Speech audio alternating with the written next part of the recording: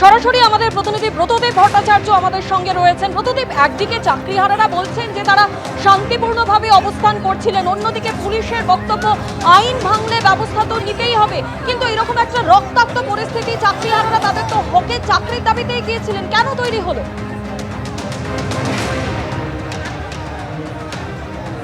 সে প্রশ্নই কিন্তু চাকরিহারারা তুলে আসছেন এবং আজকে পুলিশের যে আচরণ শিয়ালদা থেকে শুরু করে ধর্মতলা এবং শেষমেশে বিকাশ ভবন এবং তারপরে যে হুঁশিয়ারি পুলিশের তরফ থেকে, তার জেরে কিন্তু নিজেদের যে অবস্থান স্থল অর্থাৎ সেন্ট্রাল পার্ক মেট্রোর নিচে তারা যে অস্থায়ী মঞ্চ করেছিলেন, সেখানে অফিস, এনকোয়ারি টেবিল, সেই সমস্ত জায়গা ছেড়ে এবার সেন্ট্রাল পার্ক সুইমিং পুলের সামনে, যেখানে সরকারের তরফ থেকে এই ছাউনি তৈরি করে দেওয়া হয়েছে, সেখানে চলে এসেছেন। কিন্তু এই জায়গা নিয়ে একাধিক অভিযোগ রয়েছে যে অস্বাস্থ্যকর পরিবেশ, এখানে থাকার মতন ব্যবস্থা নেই। এই চাকরিহারারা রয়েছেন, তাদের থেকেই শুনবো।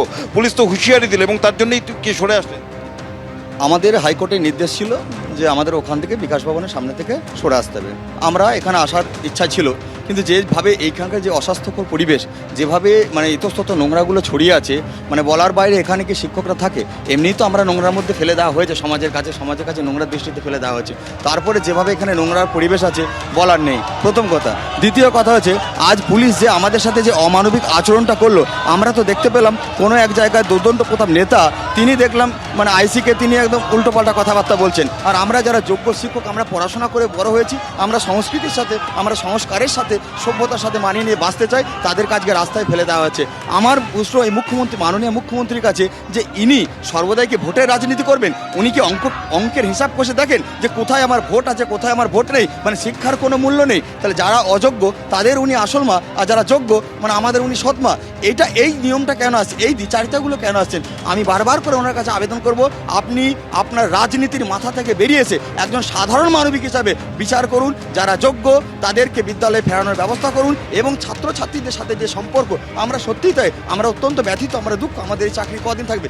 পুলিশ যেভাবে বল প্রয়োগ করছে, মানে এরপর আপনারা আন্দোলন কি চালিয়ে? আমাদের আন্দোলনটা কিসের জন্য? আমাদের যোগ্যতা, বৈধতা, স্বচ্ছতা আছে।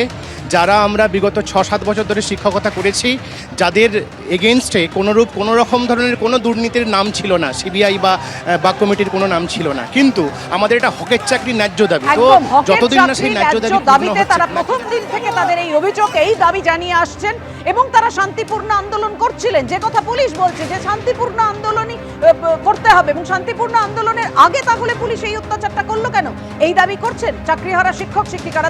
আমরা নিতে পারছি না, আমাদের পুলিশ গুলি করে মেরে দিক, আমরা নিতে পারছি না এইভাবে, আমরা পাচ্ছি না এত মানসিক অত্যাচার সহ্য করতে।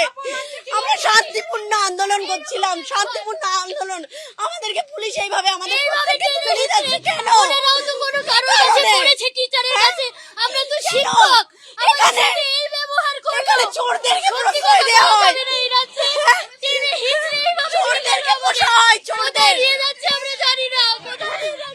এই উল্লঙ্ঘ সরকার যার দুর্নীতির জন্য আমাদের চাকরি গেছে, এর জন্য দায়ী স্কুল সার্ভিস কমিশন, মধ্য শিক্ষা পর্ষদ, রাজ্য সরকার। পুলিশ এখানে নির্যাতন চালিয়েছে, তার জন্যই লেগেছে। এখানে লাঠিও তো কাজ করেছে, লাঠিও তারপর টানা হাজিরা করে আঘাত দিয়েছে। এখানে আমরা শুধু প্রতিবাদ করতে চেয়েছিলাম, দেখান আমাদের অবস্থাটা কি, দুরবস্থাটা কি, দেখান কি অবস্থায় আমাদেরকে ফেলেছে, আজ শিক্ষার অবস্থা কি দেখান, শিক্ষককে আজকে এইভাবে তুলে নিয়ে যাচ্ছে, কি অবস্থা দেখান।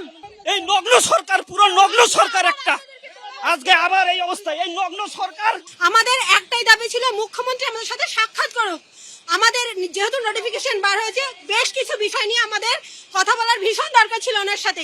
মুখ্যমন্ত্রী আমাদের সাথে দেখা করতে, অসুবিধাটা কোথায়?